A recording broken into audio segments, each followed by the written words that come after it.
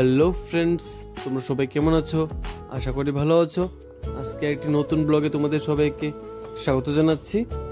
আজকের এই ব্লগের মাধ্যমে তোমাদের সামনে তুলে ধরছি গোলাঘাটে স্থিত যে ৩৫ কলাম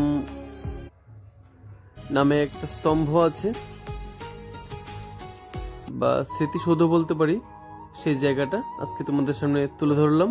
ওই দেওয়া লেখা আছে গোলাঘাটি ৩৫ মেমোরিয়াল কলাম, অর্থাৎ একটা মৈত্রীর বন্ধন যে স্তম্ভের মাধ্যমে প্রকাশিত হয় বা প্রকাশ পায়, সেই জায়গাটা আজকে তোমাদের সামনে তুলে ধরছি। খুব সুন্দর একটা জায়গা, তোমরা এখানে আসলে দেখতে পারবে। এই যে স্তম্ভটা দেখতে পাচ্ছ, কিছুটা টাওয়ার মতো দেখতে, অনেক উঁচু। এটার মধ্যে বিভিন্ন প্রতিকৃতি, বিভিন্ন চিত্র খোদাই করা আছে। এই চিত্রগুলি তোমরা দেখলে বুঝতে পারবে যে ভ্রাতৃত্বের বন্ধন এটার মাধ্যমে প্রকাশ করা হয়েছে, সেগুলি এই চিত্রের মাধ্যমে উপস্থাপন করা হয়েছে।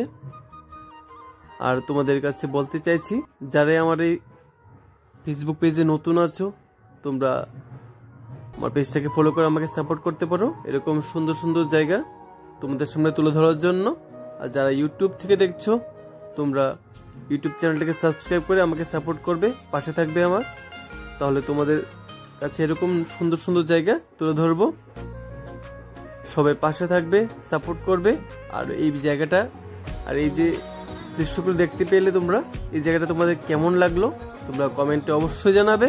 সবাই পাশে থাকবে, সাপোর্ট করবে।